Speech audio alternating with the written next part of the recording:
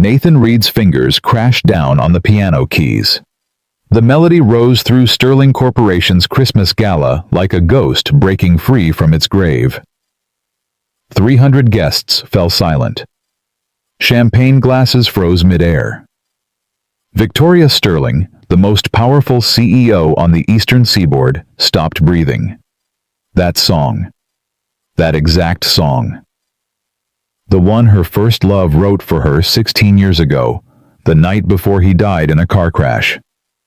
No one alive knew that melody. No one.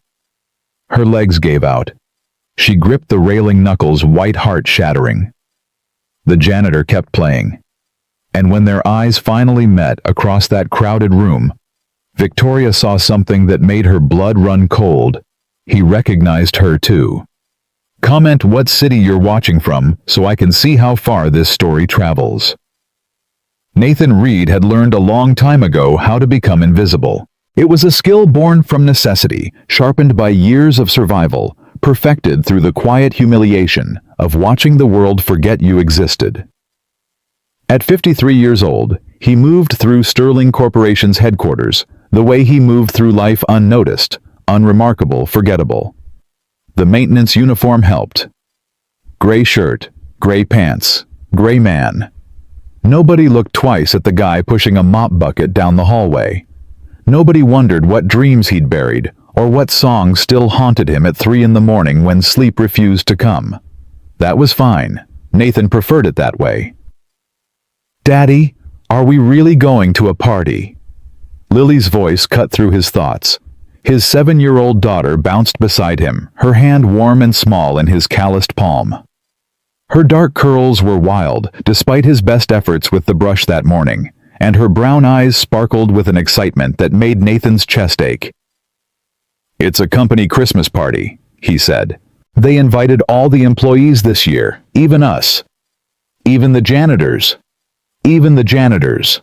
Lily considered this. "Do janitors get presents?" Nathan laughed, a rare sound rusty from disuse. "I don't think so, sweetheart, but there might be cookies." "Chocolate cookies?" "Maybe. And hot chocolate." "We'll see." Lily squeezed his hand tighter. "This is going to be the best Christmas ever." Nathan didn't answer.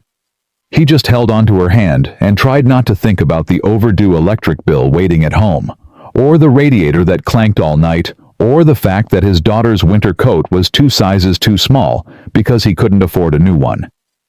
He tried not to think about a lot of things. The lobby had been transformed. White lights cascaded from the ceiling. A massive Christmas tree dominated the space near the elevators. Ornaments glittering like frozen tears. Men in tailored suits and women in designer dresses clinked glasses and laughed at jokes that cost more than Nathan's monthly rent. He felt Lily press closer to his leg. "It's okay," he murmured. "Just stay close to me." They moved along the edges of the room, skirting the crowd like shadows avoiding light. Nathan spotted the dessert table in the corner and steered Lily toward it. At least she could have some chocolate. At least he could give her that. "Henry!" Nathan turned. Big Mike from the loading dock was waving him over a drink in his meaty hand. "I didn't know you were coming tonight," Mike said, grinning. "And who's this little princess?" Lily hid behind Nathan's leg. "This is Lily," Nathan said. "Lily, say hello to Mr. Mike." "Hello," Lily whispered. Mike crouched down to her level. "You know what, Lily, I heard? There's a chocolate fountain over there. You ever seen a chocolate fountain?" Lily's eyes went wide. "A fountain made of chocolate. A whole fountain. You can dip strawberries in it and everything." Lily looked up at Nathan. "Daddy, can I?" "Go ahead, but stay where I can see you." She was off like a shot, her small shoes clicking across the marble floor. Nathan watched her go, that familiar mix of love and fear twisting in his gut. She was the only good thing he'd ever done. The only proof that his life hadn't been a complete waste. "Cute kid," Mike said. "She looks just like you. She looks like her mother." Mike's smile faltered. Everyone at the company knew Nathan was a single father. Nobody knew why. Nathan never talked about Sarah, about the cancer that took her 3 years ago, about the medical bills that had swallowed everything they'd ever saved. "Listen," Mike said, lowering his voice. "I heard something today. Management's talking about layoffs after the new year. Maintenance is on the list." Nathan's stomach dropped. "How many?" "Don't know. But word is, they're starting with the guys who've been here the least time." Mike gave him a meaningful look. "You've only been here 3 years, Henry." 3 years. 3 years of 12-hour shifts and aching knees and toilets that never seemed to stay fixed. 3 years of building something stable for Lily after everything fell apart. "Thanks for telling me," Nathan said. "Just watch your back." Mike clapped him on the shoulder. "And enjoy the party. Free food, right?" Nathan nodded, but his mind was already spinning. If he lost this job, what would happen to Lily? There was no family to fall back on, no savings to cushion the blow. Just a little girl who deserved so much better than a father who couldn't even afford to buy her a proper winter coat. He looked across the room to check on his daughter. His blood went cold. Lily had slipped on something champagne, maybe spilled by some careless guest, and was lying on the marble floor crying, her knee bleeding through her white tights. Nathan moved. He didn't remember crossing the room. Didn't remember pushing past the startled executives or knocking someone's drink from their hand. One moment he was standing by the wall, and the next he was on his knees beside his daughter, pulling her into his arms. "It's okay, baby. Daddy's here. Let me see." "It hurts," Lily sobbed. I know. He pulled out the handkerchief he always carried, old habit, Sarah had taught him that, and pressed it gently to the scrape. "It's just a little cut. You're so brave. You're so brave, sweetheart." "Well, this is exactly what we needed." The voice was cold, sharp, dripping with contempt. Nathan looked up. A man in a navy suit stood over them, his face twisted with irritation. He was handsome in a catalog model way, with perfectly styled hair and eyes that held all the warmth of a balance sheet. Nathan recognized him from the company newsletter. Marcus Cole. Some kind of investment big shot. Victoria Sterling's fiancé. "Can you control your child?" Marcus demanded. "She's bleeding all over the floor. Do you have any idea how much this marble costs?" Nathan's jaw tightened. "She's 7. She fell." "Then maybe you should have been watching her instead of standing around like a useless—" Marcus's eyes raked over Nathan's maintenance uniform with undisguised disgust. "What are you even doing here? This is an executive function. There's a staff entrance for a reason." Lily pressed her face into Nathan's chest, her small body trembling. Something cracked inside him, something old and buried and dangerous. He stood slowly, Lily still in his arms, and met Marcus's eyes.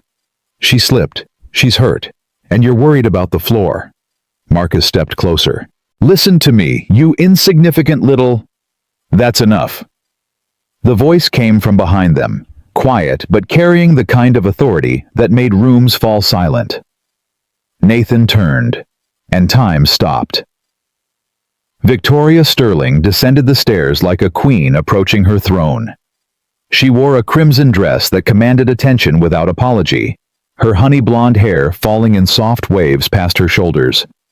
But it was her eyes that arrested him, ice blue and sharp as surgical steel, the kind of eyes that had seen too much and forgiven too little. Nathan knew those eyes. He'd known them 16 years ago when they were softer, when they'd looked at another man with love instead of calculation, when they'd sparkled with tears as a melody played under a summer sky full of stars. Oh God, it's her. Victoria stopped in front of Marcus, her expression glacial.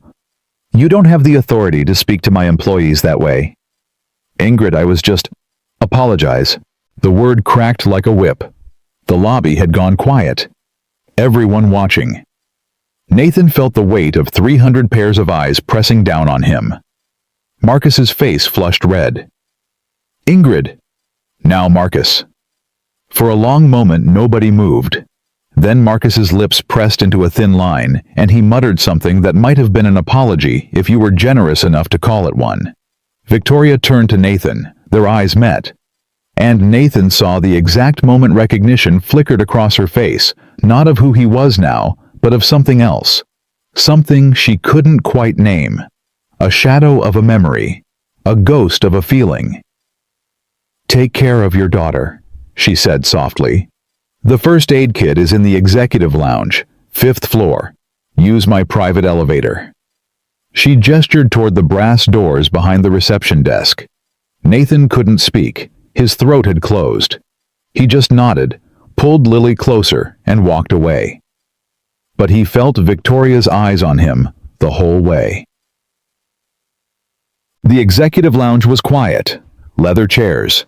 A view of the city lights. A kindly assistant named Margaret, who bandaged Lily's knee, gave her hot chocolate with extra marshmallows, and told her she was the bravest little girl she'd ever met. Nathan sat in the corner, watching his daughter smile, and tried to convince himself that his hands weren't shaking. Victoria Sterling. Ingrid Victoria Sterling. He hadn't known. When he took this job 3 years ago, he hadn't made the connection. Sterling was a common enough name, and he'd spent so many years trying to forget that summer, trying to bury the music and the memories and the boy he used to be. But now she was here. 20 feet below him in that crowded lobby, close enough to touch. The girl he'd loved from the shadows. The girl he'd never been brave enough to speak to. The girl for whom he'd written the most beautiful song of his life and then given it away. "Daddy." Nathan blinked. Lily was standing in front of him, her knee bandaged, chocolate on her chin. "Can we go back to the party? I didn't get to see the chocolate fountain." He should say no. He should take her home, lock the door, forget any of this had ever happened. But Lily's eyes were so hopeful, and it was Christmas Eve, and she deserved one good memory from this night. "Okay," he said, "but we're not staying long." The party had grown louder in their absence. Someone had opened the Steinway in the corner, a gorgeous vintage instrument that usually sat covered and silent, more decorative than functional.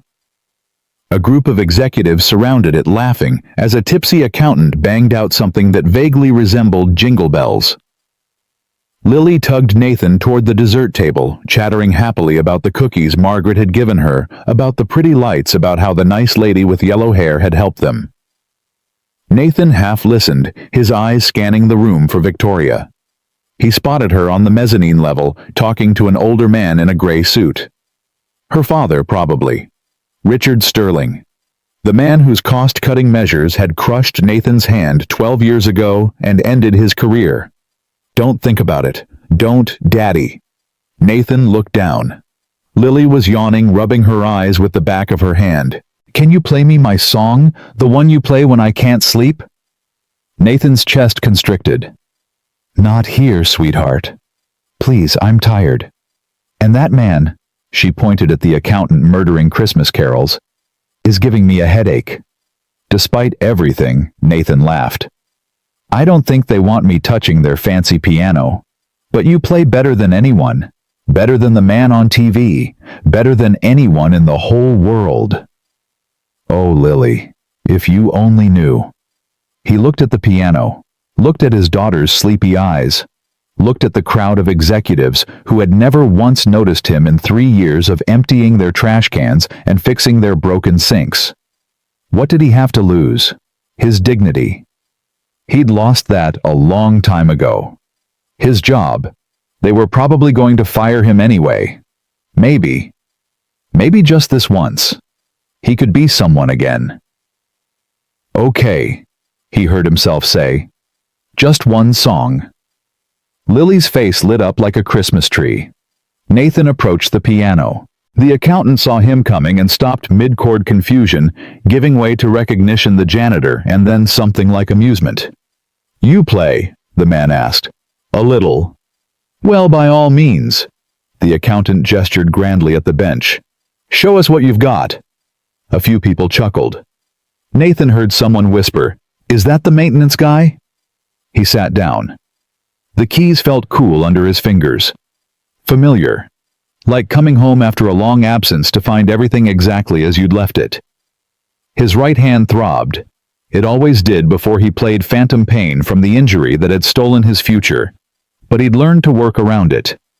Years of practice in empty community centers and late nights in their cramped apartment had taught him how to adapt, how to compensate, how to turn weakness into something approaching grace.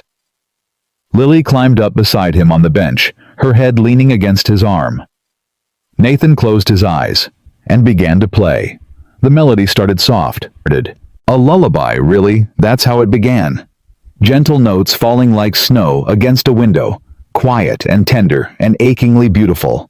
But then it grew. It swelled into something else. Something that spoke of longing and loss of love, given freely and never acknowledged, of years spent in shadows, watching someone else's happiness. Nathan's scarred hand moved across the keys with a grace that defied its injury. He played from memory, from the deepest part of his soul, every note a confession he'd never had the courage to speak aloud. The lobby fell silent. Champagne glasses lowered. Conversations died. 300 people stopped what they were doing and turned toward the sound. Because this wasn't just music. This was something else entirely. Something that made you forget where you were, who you were, what you'd lost along the way. This was truth. Up on the mezzanine, Victoria Sterling stopped breathing. Her hand shot out and gripped the brass railing so hard her knuckles turned white. Her heart slammed against her ribs. Her vision blurred. She knew this song. She knew this song. Every note, every pause, every aching phrase. She'd heard it exactly once before 16 years ago on a summer night when the stars felt close enough to touch, and a boy named Daniel Hayes had played it just for her. Midnight Promise, he'd called it. It holds everything I feel but can't say. 3 weeks later, Daniel died on a rain-slicked highway. The song died with him. She'd never heard it again. Never let herself think about it because if she did, the grief would swallow her whole. But now, a stranger was playing it. A janitor. A man she'd never seen before tonight. Playing Daniel's song. Note for perfect note. How Victoria's legs moved without permission. She descended the stairs like a woman in a trance pulled toward the piano by a force she couldn't resist. Nathan finished the song. The last note hung in the air like a held breath. He opened his eyes and found Victoria Sterling standing 3 feet away, tears streaming down her face, her whole body trembling. "Where did you learn that?" Her voice came out broken, barely above a whisper. "Where did you learn that song?" Nathan's heart stopped. Lily tugged at his sleeve. "Daddy, why is the lady crying?" Victoria didn't move, didn't blink. Her ice blue eyes burned into Nathan's with an intensity that made him feel like he was being turned inside out. "That song," she whispered. "It was written for me, by someone who died 16 years ago. No one else knew it. No one." She stepped closer, close enough that Nathan could see the flecks of silver in her eyes, the pulse beating wildly in her throat. "Who are you? Who are you?" Nathan opened his mouth. No words came out, because what could he possibly say? "I'm the ghost of a boy who loved you from the shadows. I'm the invisible man who gave away his heart. I'm the one who wrote your song and then watched another man take credit for it because I was too scared, too poor, too nothing to believe I deserved you." What could he say? "Daddy." Lily's voice was small, frightened. "Can we go home now?" Nathan looked at his daughter, looked at Victoria, looked at the sea of faces staring at them with naked curiosity. "I'm sorry," he whispered. "I shouldn't have played that." He grabbed Lily's hand and ran. Victoria stood frozen as the janitor disappeared into the crowd, his daughter in his arms. Her mind was screaming at her to follow, to demand answers, to understand, but her body wouldn't obey. That song. For 16 years it had lived only in her memory, her private grief, her last connection to the boy she'd loved and lost. And now a stranger knew it. How, Ingrid? Marcus's voice irritated and impatient. She barely heard it. "Ingrid, what the hell was that about? Why are you crying over some janitor?" She turned to look at him. Really look at him. And for the first time, she saw him clearly, the calculated charm, the mercenary eyes, the way he measured everything in terms of what it could do for him. Her father had chosen this man for her. A strategic merger. Two powerful families, one unbeatable empire. She'd agreed because she'd stopped believing in love a long time ago. Because love meant loss. Love meant pain. Love meant boys who wrote you songs under starry skies and then died on rain-slicked highways. But now, "I need to find him," Victoria said. "Find who? The janitor?" Marcus laughed. "Ingrid, be serious. You're the CEO of a billion-dollar company. You don't chase after. I need to find him." She walked away without looking back. But when she reached the lobby, the janitor was gone. His daughter was gone. The piano stood silent and empty, keys still gleaming under the lights. Victoria placed her hand on the ivory as if she could absorb whatever warmth his fingers had left behind, and she made a decision. She was going to find this man. She was going to find out how he knew Daniel's song. And God help anyone who got in her way. Victoria didn't go home that night. She sat in her office on the 42nd floor, the city lights spreading beneath her like a galaxy of earthbound stars. And she stared at the employee file spread across her desk until the words blurred into meaningless shapes. Henry Nathan Reed, age 53. Hired 3 years ago. Maintenance staff. No college degree. No employment history before age 41. Previous work. Warehouse, grocery store, odd jobs. Emergency contact, Lily Reed, age 7. Daughter. Nothing about music. Nothing about talent. Nothing that explained how a man who spent his nights fixing toilets and changing light bulbs could play like that. Victoria pressed her fingers to her temples. Her head was pounding. Every time she closed her eyes, she heard the melody. Daniel's melody, her melody rising from those scarred hands like a resurrection. How? The question circled her mind like a vulture over carrion. How could he know? She reached for her phone and dialed a number she hadn't called in over a decade. It rang 4 times before a gravelly voice answered. "Hello. Professor Gray. This is Victoria Sterling, Ingrid Victoria Sterling. I don't know if you remember me. Little Ingrid." The voice warmed immediately. "Daniel Hayes's girl. Of course I remember you. My God, it's been years. How are you?" Victoria's throat tightened at the name. Daniel Hayes's girl. That's who she'd been once. Before grief hardened her into something else. "I need to see you," she said. "Tonight, if possible. It's about Daniel. About his music." A long pause. "What's happened?" "I heard someone play Midnight Promise." Silence on the other end. Then, very quietly. "That's not possible." "I know, but I heard it. Every note, Professor, exactly as Daniel played it for me that summer. I need to understand how." Another pause. "Where are you?" "My office, Sterling Tower." "I'll be there in an hour." The line went dead. Victoria sat back in her chair and waited. Edmund Gray arrived at 11:30, a lean man in his 70s, with silver-streaked hair and kind eyes behind wire-rimmed glasses. He'd been Daniel's mentor at the Berkshire Music Academy, the one who'd recognized the boy's genius and nurtured it until the accident stole him away. Victoria met him at the elevator. For a moment, neither of them spoke. Then Edmund opened his arms, and Victoria CEO billionaire Ice Queen walked into them like a lost child coming home. "You look tired," Edmund said when they pulled apart. "I haven't slept. The song, I can't stop hearing it." She led him to her office, poured 2 glasses of whiskey from the bar in the corner, and handed him one.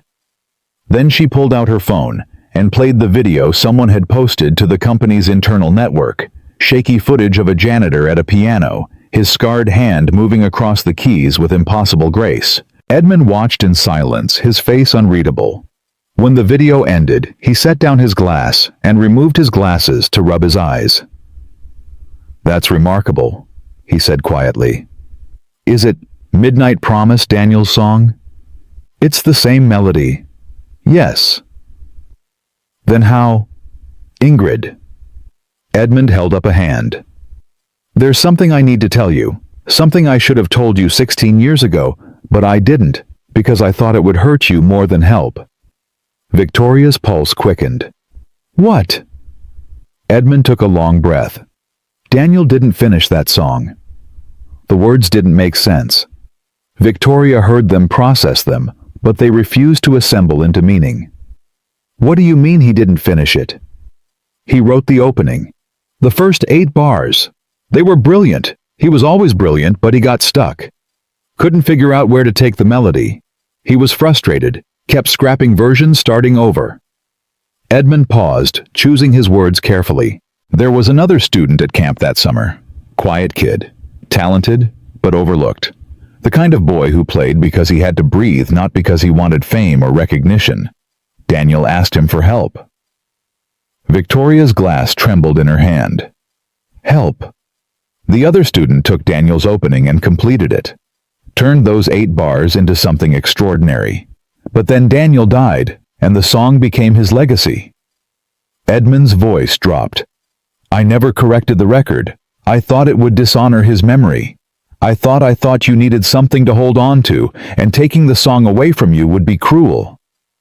Victoria stood abruptly, her chair scraping against the floor. She walked to the window and pressed her palm flat against the cold glass. 16 years. 16 years of grieving a song that wasn't even Daniel's. 16 years of believing that melody was his final gift to her, his love letter from beyond the grave. And it was all a lie. "Who was the other student?" Her voice came out flat, dead. "I don't remember his name. It's been so long. He didn't fight for credit. When Daniel died, he just disappeared." "The man who played last night." Victoria turned to face Edmund. "Nathan Reed. Could it have been him?" Edmund looked at the frozen frame on her phone screen. Nathan's face illuminated by the piano's reading light, his eyes closed, lost in the music. "I don't know," he admitted. "Maybe, but there's only one way to find out." "Ask him." "Yes." Victoria grabbed her coat. "Then that's what I'll do." But when she arrived at the maintenance department the next morning, Nathan Reed's desk was empty. "Called in sick," his supervisor said, not looking up from his clipboard. "First time in 3 years. Must be something going around." Victoria waited. She sent him a message through the company's internal system, Professional Neutral, requesting a brief meeting at his convenience. No response. She had HR check his emergency contact information. The phone number was disconnected. 3 days passed. Nathan didn't return. On the 4th day, Victoria sent 2 security officers to his listed address, a rundown apartment building on the east side of the city, the kind of place where hope went to die. They came back empty-handed. "Landlord says he left 3 days ago," the lead officer reported. "Paid up his rent through the end of the month, packed up his daughter, and disappeared. No forwarding address. No explanation." Victoria felt something cold settle in her chest. She'd driven him away. Her questions, her intensity, her desperate need for answers had frightened him off. But why? What was he hiding? Or more accurately, what was he protecting? She spent the next week searching. She hired a private investigator. She dug through public records, social media, anything that might give her a clue. Nathan Reed was a ghost. He'd appeared 3 years ago with no past, no history, no connections.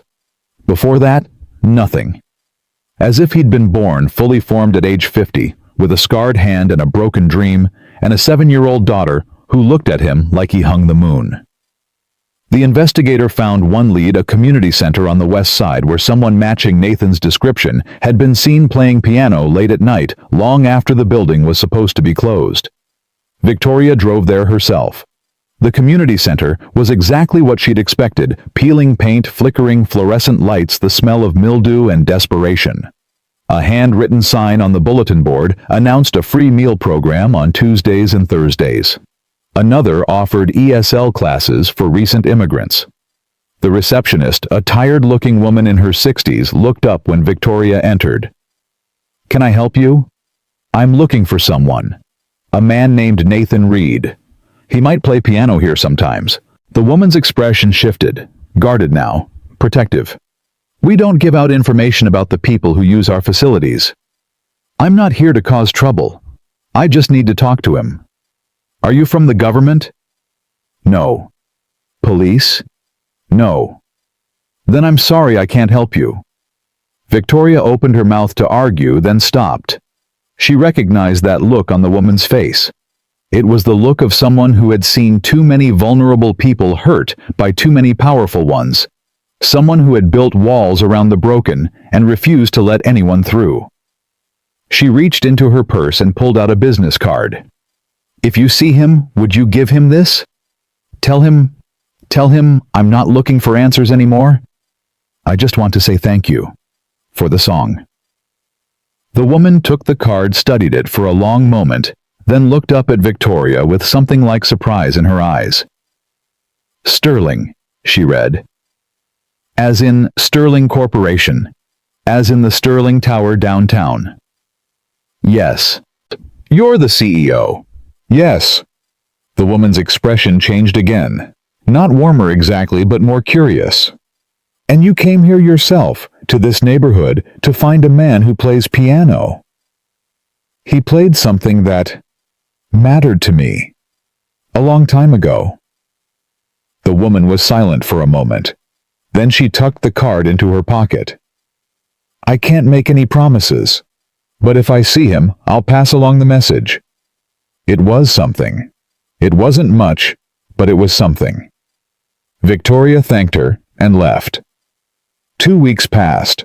Christmas came and went in a blur of obligations, board meetings, charity galas, an engagement party that Victoria endured with gritted teeth and a smile that felt like broken glass. Marcus was insufferable.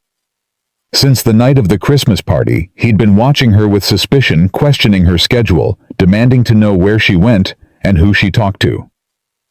He'd heard rumors about her search for the janitor, and it enraged him. "You're embarrassing yourself," he said one evening, cornering her in her office after a late meeting. "People are talking. They're saying you've lost your mind over some nobody maintenance worker. Let them talk. Ingrid, we're getting married in 5 weeks. Do you understand what's at stake? The merger with my firm will make Sterling Corporation the largest real estate developer on the Eastern Seaboard. We'll control billions. And you're willing to throw that away because some janitor played a song that made you cry?" Victoria looked at him. Really looked. And for the 100th time, she wondered how she'd ever agreed to marry this man. Because her father wanted it. Because she'd stopped believing in love. Because it was easier to build empires than to feel anything at all. "Marcus," she said quietly, "I need you to leave." "Excuse me. Leave my office. Now." His face reddened. "You can't just—" "I can. And I am. We'll talk tomorrow. But right now I need to be alone." For a moment she thought he might argue. Then something in her expression must have warned him, because he turned on his heel and stalked out, slamming the door behind him. Victoria sank into her chair and closed her eyes. The melody played in her head. It never stopped. Not really. It was there when she woke up there, when she fell asleep there, in every quiet moment between meetings and decisions, and the endless performance of being Victoria Sterling. Where was he?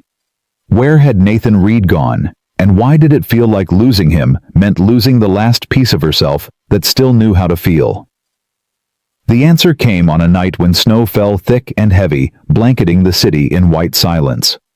Victoria had been working late. She always worked late now because going home meant facing the emptiness of her penthouse apartment and the ghost of a melody she couldn't escape. She was about to call her driver when she heard something. Piano music. Faint, haunting, drifting up from somewhere below.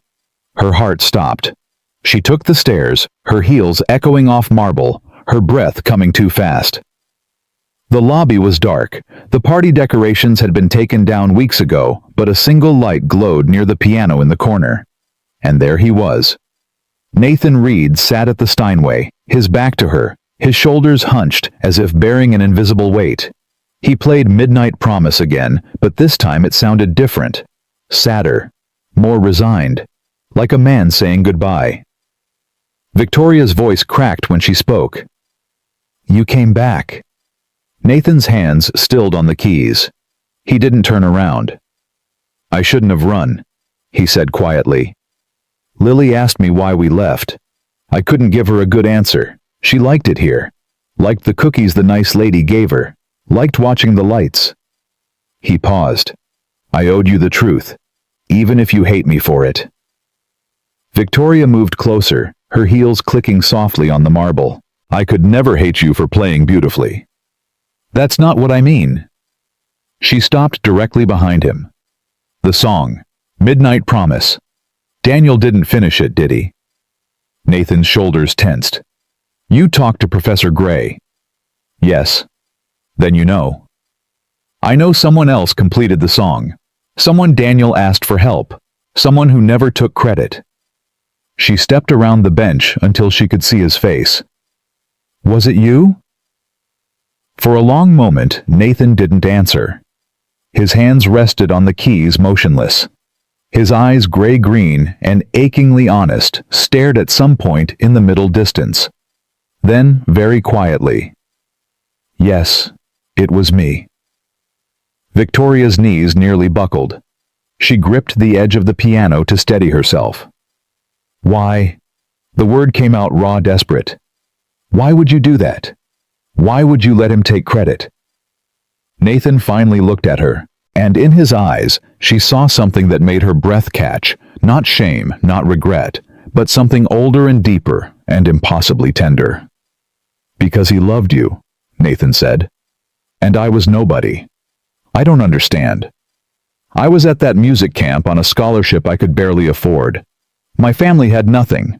I worked nights washing dishes at a diner just to pay for my bus fare there and back. I was invisible, the kind of kid people look right through without seeing." He smiled, but there was no joy in it. "And then I saw you, first day of camp. You were standing by the lake laughing at something one of the other girls said, and the sun was in your hair, and I thought—" He stopped, swallowed hard. "I thought I'd never seen anything so beautiful in my entire life." Victoria felt tears building behind her eyes. "Nathan?" "You probably don't remember. Why would you? I was nobody. But I watched you. Every day I watched you laugh with Daniel, watched the way your eyes lit up when he played. And I thought that's what love looks like. That's what it means to matter to someone." He turned back to the piano, his scarred hand hovering over the keys. "Daniel was everything I wasn't. Confident, charming, destined for greatness. When he asked for help with the song, when he told me he wanted to give you something perfect but couldn't figure out how to finish it, I said yes. Because I wanted to give you something too. Even if you never knew it came from me." "So you wrote a love song for another man to give to me?" "I wrote a love song for you," Nathan corrected gently. "Daniel just delivered it. He knew I had feelings I couldn't express. He wasn't cruel about it. He offered to tell you the truth, but I said no." "Why?" Nathan met her eyes. "Because you were meant for someone like him. Someone brilliant and confident and whole. Not someone like me. Not some scholarship kid who couldn't afford new shoes and didn't know which fork to use at dinner." Victoria's tears spilled over. "And then he died. And then he died." Nathan's voice was barely a whisper. "And I let the song be his legacy. Because it made you happy. Because it gave you something to hold on to. And I went home and tried to forget I'd ever been anyone other than what I am now." The silence stretched between them, heavy with 16 years of unspoken truth. Victoria wiped her eyes with the back of her hand. "What happened to you? Professor Gray said you were talented. Really talented. Why are you fixing pipes instead of playing concert halls?" Nathan held up his right hand, turning it so she could see the scars that webbed across his palm and up his wrist. Old scars, thick and ropey and permanent. 3 years after that summer, I signed a contract with a performance company. Your father's company, actually. Sterling Productions. Victoria's blood turned to ice. It was supposed to be my big break, a nationwide tour, recording contracts, everything I'd ever dreamed of. Nathan's voice was flat now, reciting facts like a man reading his own obituary. Opening night, there was an accident. Stage rigging collapsed. I got my hand caught trying to push a cellist out of the way. By the time they pulled me out, the bones were crushed. He flexed his scarred fingers and Victoria saw the slight tremor, the unnatural angles where the bones had healed wrong. 3 surgeries. 18 months of rehabilitation. The doctors said I'd never play professionally again. The investigation concluded it was a cost-cutting measure gone wrong. Someone approved substandard equipment to save money. He looked at her. Your father's company settled quietly with everyone involved. I got enough to cover my medical bills barely. Then the contract was terminated and I was adrift. Victoria couldn't breathe. Her father, the man who had raised her, shaped her, pushed her to become the empire builder she was today. Did you know? She whispered. When you took this job here, did you know who I was? Not at first. I needed work, any work. Sarah was dying and the medical bills were eating us alive. I applied everywhere, and Sterling Corp was the only place that called back. Nathan's jaw tightened. Then I saw your name on the directory, and I wondered. And then I saw you, and I knew. Why did you stay? Nathan was quiet for a long moment. When he spoke, his voice was barely audible. Because I'm a coward. Because seeing you from a distance was better than not seeing you at all. Because even after everything, your father, the accident, all the years I spent trying to forget, I couldn't walk away from you. Not again. Victoria reached out and took his scarred hand in both of hers. The skin was rough-ridged with scar tissue but warm. Alive. You're not a coward, she said.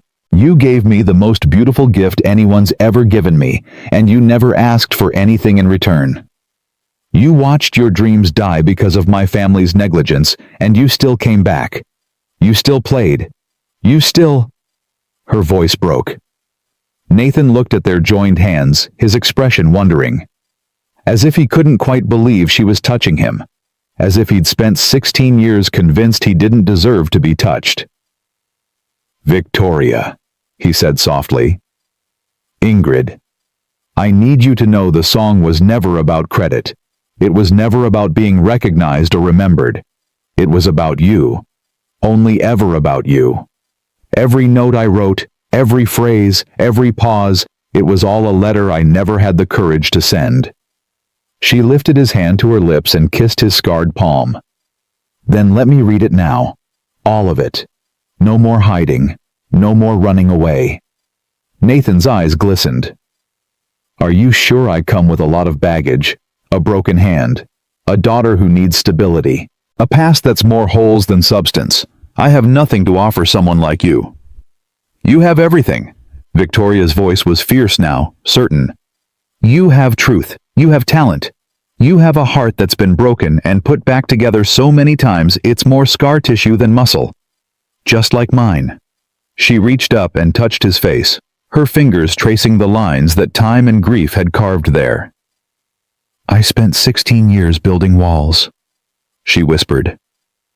Convincing myself that love was weakness, that power was the only thing that mattered. And then you played that song, and every wall came crashing down. I can't go back to who I was before. I don't want to. Nathan closed his eyes. When he opened them again, there was something new in his expression. Something that looked almost like hope. What happens now? He asked. Before Victoria could answer, the lobby doors burst open, and everything changed. Marcus Cole strode through the lobby doors like a man who owned the world. Behind him, 2 men in dark suits flanked a third figure. Older, silver-haired, carrying himself with the imperious bearing of someone who had spent 30 years making people bend to his will. Richard Sterling. Victoria felt her blood freeze. Her father hadn't set foot in this building since she'd forced him into early retirement 2 years ago. She'd restructured the board, consolidated her power-built walls so high he couldn't climb over them. And yet here he was, walking through her lobby at 11 o'clock at night, like he still had the right to be here. "So it's true," Richard said, his voice dripping with disdain. His cold eyes moved from Victoria to Nathan, then back again, taking in their joined hands the intimacy of their position at the piano. "My daughter has been sneaking around with the help." Victoria released Nathan's hand and stepped forward. "What are you doing here, father?" "Saving you from yourself, apparently." Richard's lips curled. "Flynn called me. Said you've been making a fool of yourself over some janitor who's trying to extort you with a sob story about an old accident." "Flynn had no right to contact you. Flynn is going to be your husband in 4 weeks. He has every right to be concerned about the woman he's marrying." "No." Victoria's voice was cold. "He's not." Marcus stepped forward, his face flushed with barely contained rage. "Ingrid, we talked about this." "No, Marcus. You talked. I listened. And now, I'm done listening." She met his eyes without flinching. "The engagement is off. You'll receive formal notice from my lawyers tomorrow." For a moment, nobody moved. The lobby was silent, except for the soft hum of the heating system and the distant sound of wind against the windows. Then Marcus laughed. It was an ugly sound, sharp and brittle. "You can't be serious. You're throwing away $1 billion merger for him." He jabbed a finger at Nathan. "Look at him, Ingrid. He's a janitor, a nobody. He fixes toilets for a living." Nathan stood slowly from the piano bench. He didn't say anything, but there was something in his stillness that made Marcus take an involuntary step back. "His name is Nathan Reed," Victoria said quietly. "And he's worth more than you'll ever be." Richard made a dismissive sound. "Enough of this nonsense. Ingrid, I raised you better than this. You're the CEO of a billion-dollar company. You don't throw away everything we've built because some broken-down musician played a pretty song." Victoria's voice sharpened. "There is no we, father. You were forced out 2 years ago. This company is mine now, and I'll run it however I see fit." "You'll run it into the ground if you keep making decisions with your heart instead of your head." "At least I still have a heart." The words hung in the air, sharp as broken glass. Richard's expression didn't change, but something flickered in his eyes. Surprise, maybe. Or recognition. He'd spent decades teaching his daughter to be cold, calculating, ruthless, and now she was throwing those lessons back in his face. "You know who this man is, don't you?" Richard asked, his voice silky now. "Dangerous." "You know about the accident at Sterling Productions?" Victoria's jaw tightened. "Yes." "Then you know he's just here for a payday. He's been planning this for years. Get close to you, play on your sympathies, convince you that he's some kind of tragic hero. And once you're married, he'll take you for everything you're worth." "That's not true." Nathan's voice was quiet, but it carried. "I never wanted anything from her. I never asked for anything." Richard turned to look at him. Really look at him for the first time. His eyes were cold, assessing the way a predator sizes up potential prey. "Nathan Reed," he said slowly. "The pianist. I remember you now. You were one of the performers we signed back in, 2013, promising talent. Terrible accident." He clicked his tongue. "Such a shame about your hand." Nathan's scarred fingers curled into a fist at his side. "A shame that happened because your company cut corners on safety equipment. Allegedly." Richard smiled, showing teeth. "The investigation was inconclusive. We settled out of court as a gesture of goodwill. If you had any real case, you would have sued. I couldn't afford a lawyer. I could barely afford to eat." "Then perhaps you should have been more careful with your finances." Richard turned back to Victoria. "You see, this is who you're defending. A man who couldn't even manage his own career, let alone be a suitable partner for someone of your stature." "Get out!" Victoria's voice was ice. "Excuse me. I said get out. She stepped toward her father, and something in her expression made even Richard Sterling take a step back. This is my building, my company, and you are not welcome here. Ingrid, you spent my entire life teaching me that love was weakness. That power was the only thing that mattered. You arranged my engagement to a man I despise because it was profitable. You destroyed the career of the one person who ever gave me something real, something pure, something that wasn't about money or power or strategic advantage. Her voice cracked, but she kept going. 16 years ago, Nathan wrote me a song, a beautiful song, and he never asked for credit, never asked for recognition. He just wanted to give me something that would make me happy. And then you crushed his hand and threw him away like garbage, and you never even knew, you never even cared that you destroyed the only person who ever loved me without wanting something in return. Richard's face had gone pale. That's ridiculous. You don't even know this man. I know him better than I've ever known you. Victoria's eyes were burning. I know that he raised a daughter alone after his wife died of cancer. I know that he worked 3 jobs just to keep a roof over her head. I know that even after everything you did to him, he never became bitter, never became cruel. He just kept playing, kept giving, kept loving because that's who he is. That's who he's always been. She turned to Marcus. And you? You think I don't know about the financial irregularities you've been threatening me with? You think I don't know that you've been skimming from your own firm for years, cooking the books to hide your losses? Marcus's face went white. How did you? I'm a CEO, Marcus. I do my due diligence. I've had investigators looking into you for months. I was willing to tolerate your mediocrity for the sake of keeping peace with my father, but now... She smiled, and it was not a kind smile. Now I have no reason to protect you. You're bluffing. Try me. Marcus looked at Richard, then back at Victoria. His jaw worked silently for a moment. Then he lunged. Not at Victoria, at Nathan. It happened fast. 1 second Marcus was standing by the lobby doors, the next he was charging across the marble floor, his fist raised, his face twisted with rage. Nathan didn't move. He stood his ground calm and still, and when Marcus's fist came at his face, he simply turned, let the blow glance off his shoulder, and caught Marcus's arm in a grip that stopped him cold. Don't, Nathan said quietly. It's not worth it. Marcus struggled, his face purpling. Let go of me, you piece of... I said don't. There was something in Nathan's voice that made Marcus stop struggling.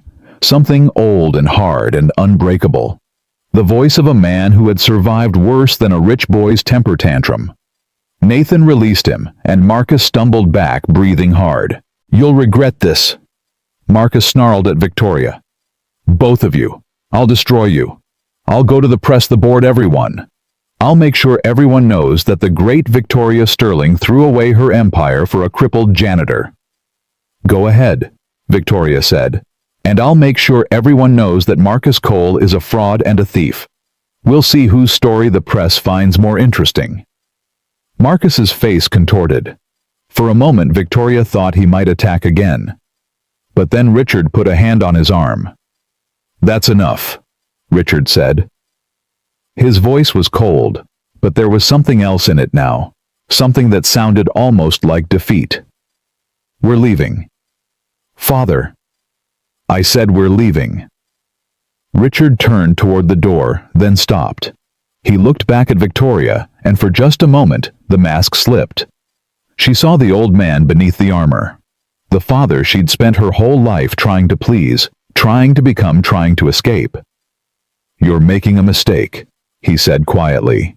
I hope you know that. Maybe, Victoria replied, but at least it's my mistake to make. Richard held her gaze for a long moment. Then he turned and walked out into the snow, Marcus stumbling after him. The lobby doors closed with a soft click. And then there was silence. Victoria stood frozen, her heart pounding, her whole body trembling with the aftershock of what had just happened. She'd done it. She'd actually done it. She'd cut ties with her father, ended her engagement, destroyed the carefully constructed life she'd spent decades building. And she felt free. "Victoria." Nathan's voice soft and concerned. She turned to find him watching her, his gray-green eyes full of worry. "Are you okay?" She laughed, a strange, breathless sound that was half sob, half release. "I don't know. I think I just blew up my entire life." "Do you regret it?" She considered the question, really considered it. Her father's face pale with shock. Marcus's threats. The merger that would never happen now. The board members who would question her judgment. The investors who would wonder if their CEO had lost her mind. "No," she said finally. "I don't." Nathan crossed the distance between them and took her hands in his scarred fingers intertwined with hers, warm and steady. "I'm sorry," he said. "I never meant for any of this to happen. I never wanted to cause trouble for you." "You didn't cause trouble. You told the truth. The trouble was already there. I was just too blind to see it." "Your father..." "My father is a man who values power over people. He always has been. I spent my whole life trying to be like him, trying to make him proud. And all it did was make me miserable." She squeezed his hands. "You reminded me that there's another way to live. That love doesn't have to be transactional. That some things matter more than money and power." Nathan's throat worked. "Victoria, I need you to understand something. I don't have anything to offer you. No money, no status, no connections. I'm a 53-year-old janitor with a broken hand and a daughter who depends on me. If you're looking for a partner who can match what you've built, stop." Victoria placed her finger on his lips. "I don't want a partner who can match what I've built. I want a partner who can help me remember why I built it in the first place. I want someone who sees me, really sees me, not the CEO, not the heiress, not the ice queen everyone thinks I am." She dropped her hand. "When you played that song, I felt something I haven't felt in 16 years. I felt alive. I felt like the girl I used to be before grief turned me into stone. And I don't want to lose that feeling. I don't want to go back to being numb." Nathan's eyes glistened. "What are you saying?" "I'm saying, I want to try. Whatever this is between us, I want to see where it goes. No expectations, no pressure. Just two people who found each other across years and loss and impossible odds, trying to figure out what comes next." For a long moment, Nathan didn't respond. He just stood there, holding her hands, looking at her like she was a miracle he didn't dare believe in. Then he spoke. 16 years ago, I wrote you a love song. I was 18 years old, invisible, convinced that I'd never be good enough for someone like you. And I gave that song away because I thought you deserved someone better." He lifted her hands to his chest, pressed them against his heart. "I've spent 16 years regretting that decision. Wondering what might have happened if I'd been brave enough to tell you the truth. Wondering if things could have been different." His voice dropped to a whisper. "I'm not 18 anymore.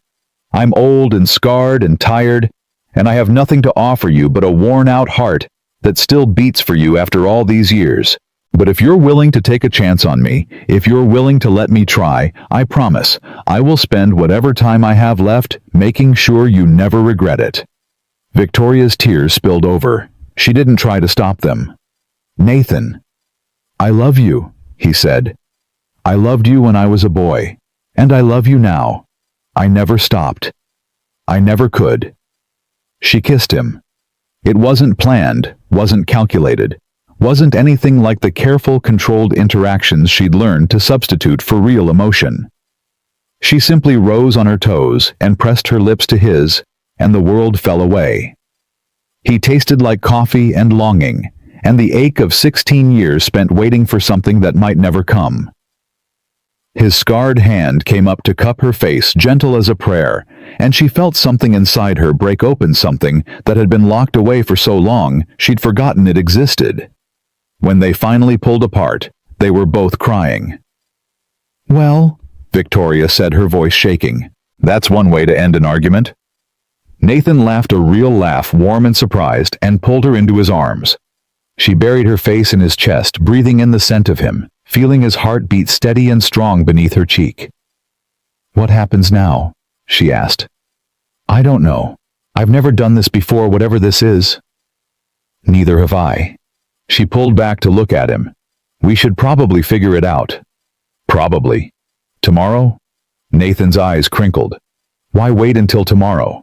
"Because it's almost midnight, and I just ended my engagement and confronted my father and kissed a man I barely know, and I think I need a moment to process all of that before I make any more life-changing decisions." He nodded slowly. "That's fair." "But Nathan..." "Yes." She took his face in her hands, looked into his eyes, and spoke with absolute certainty.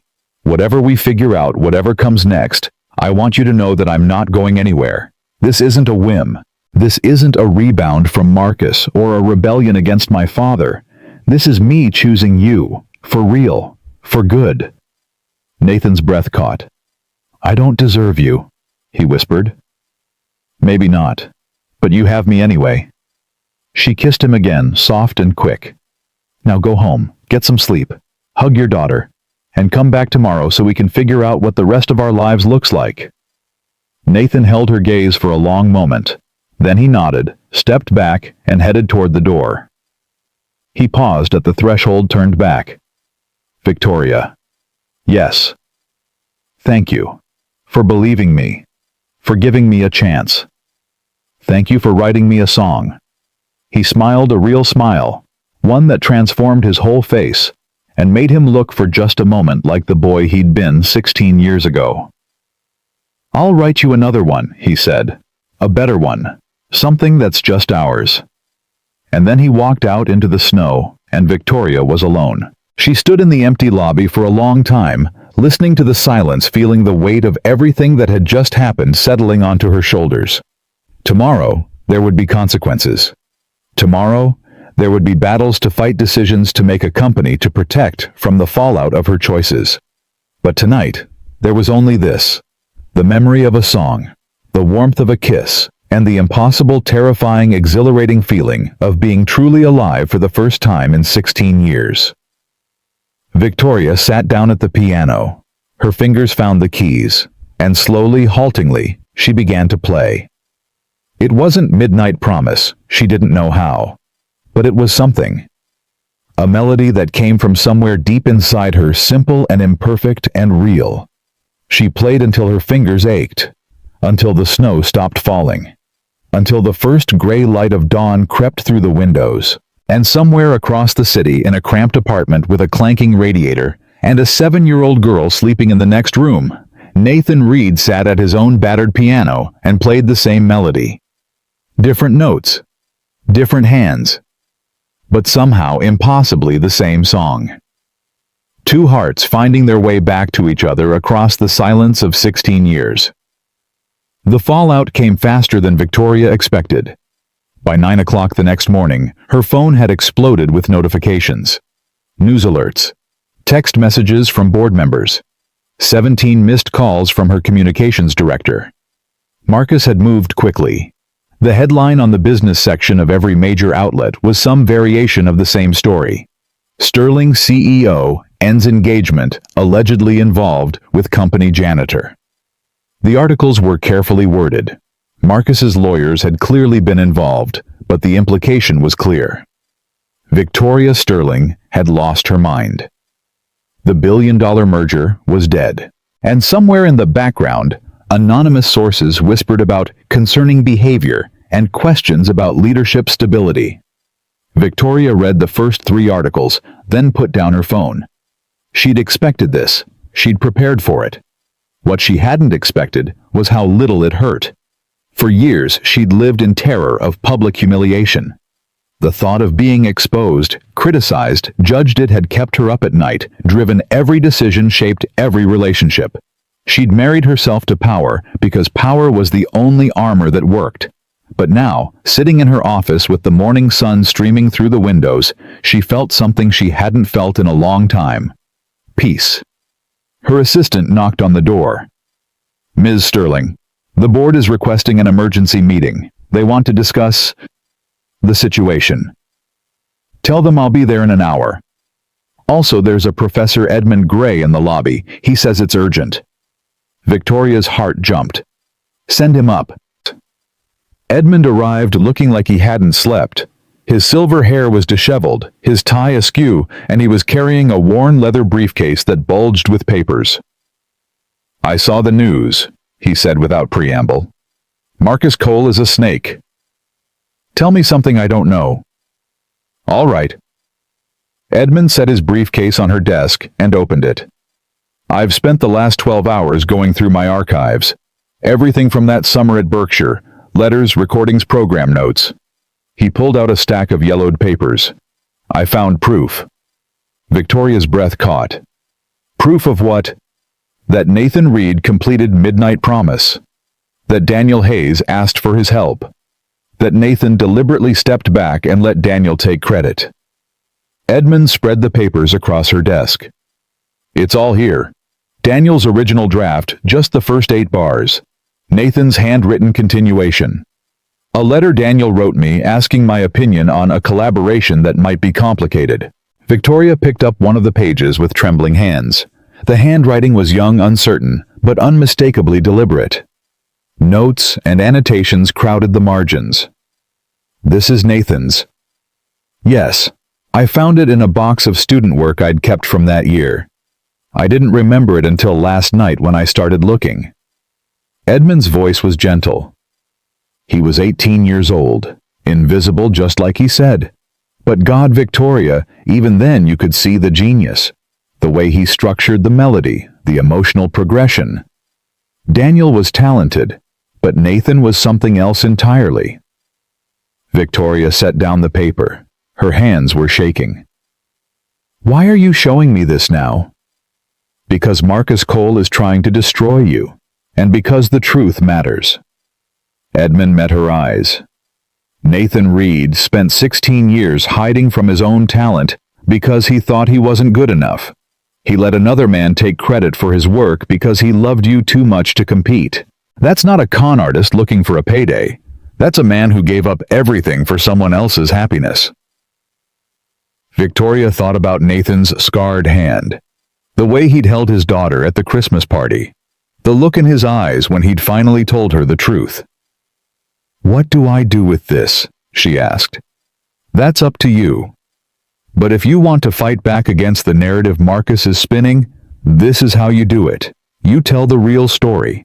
Not the one about a CEO losing her mind over a janitor.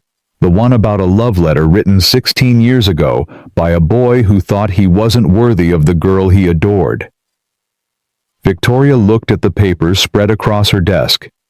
Daniel's incomplete melody. Nathan's handwritten continuation. A story that had been waiting 16 years to be told. The board meeting is in an hour, she said slowly. Then you have an hour to decide what kind of story you want to tell. The boardroom was tense when Victoria arrived. 12 faces stared at her from around the polished table, some sympathetic, some hostile, most carefully neutral. These were people she'd worked with for years. People she'd promoted, protected, fought alongside. Now they were sitting in judgment, waiting to see if their CEO had finally cracked. Thank you all for coming, Victoria said, taking her seat at the head of the table. I know there are concerns about recent events. I'm here to address them. Gerald Morrison, the longest-serving board member, a man who had known her father for 40 years, spoke first. Victoria, we've all seen the news. The merger with Cole Investment Partners is dead. Marcus is making statements to every outlet that will listen. And frankly, some of us are wondering if the rumors have any truth to them. Which rumors specifically? That you've become involved with a maintenance worker. That you ended your engagement on impulse. That you're making decisions based on emotion rather than sound business judgment. Victoria let the words hang in the air for a moment. Then she stood, walked to the window, and turned to face them. 3 months ago, I hired a private investigator to look into Marcus Cole. Would you like to know what he found? The room went silent. Marcus has been embezzling from his own firm for years. He's cooked the books to hide massive losses. The merger he was proposing wasn't a partnership, it was a lifeline. He needed our capital to cover his debts, and once he had access to our accounts, he would have drained us dry. Gerald's face had gone pale. You have proof of this? Documented evidence, bank records, witness statements. I was planning to confront him privately and give him a chance to withdraw gracefully, but then he attacked a man in my lobby and ran to the press with lies, so I'm done being graceful. She let that sink in. As for the maintenance worker, his name is Nathan Reed. 53 years old, single father, former concert pianist whose career was destroyed by an accident at Sterling Productions 12 years ago. Victoria's voice hardened. An accident caused by cost-cutting measures approved by my father. An accident that crushed Nathan's hand and ended his dreams. He received barely enough in the settlement to cover his medical bills, and he's spent the last decade scraping by while raising a daughter on his own. Victoria, someone started. I'm not finished. She walked back to the table and placed Edmund's papers in front of Gerald. Nathan Reed is also the true composer of a song that changed my life. 16 years ago, when we were both teenagers at a summer music camp, he wrote a melody for me, a love letter in musical form, and then gave it away. He let another boy take credit because he didn't think he was worthy of me. She looked around the room, meeting each pair of eyes in turn. So yes, I ended my engagement. Yes, I confronted my father. And yes, I intend to pursue a relationship with Nathan Reed. But I didn't do any of those things because I'm unstable or irrational. I did them because for the first time in 16 years, I found something real, something true. Something that matters more than money or power or strategic advantage. The silence stretched. Then Martha Chen, the youngest board member, a woman Victoria had mentored since her first day at the company, spoke. What do you need from us? Victoria felt something loosen in her chest. I need you to trust me. I need you to give me time to clean up the mess Marcus has made. And I need you to believe that I'm still the same person who turned this company into a billion-dollar enterprise. I haven't lost my mind. I've just found my heart. The vote was unanimous. Victoria Sterling remained CEO. Marcus Cole's accusations were officially deemed unfounded pending investigation. And when the press came calling, the board statement was clear. Victoria Sterling had their full confidence and support. The real battle came 3 days later. Victoria released the evidence against Marcus to the Securities and Exchange Commission. Within hours, federal investigators were crawling through Cole Investment Partners, and Marcus's name was suddenly attached to words like fraud and embezzlement, rather than jilted fiancé. The narrative shifted. Suddenly, Victoria wasn't the crazy CEO who'd thrown away a merger for a janitor. She was the shrewd businesswoman who'd uncovered a con artist before he could destroy her company. But Marcus wasn't finished. He called her on a Wednesday evening, his voice slurred with alcohol and fury. You think you've won, he snarled. You think you're so clever. But I know things about your father, Victoria.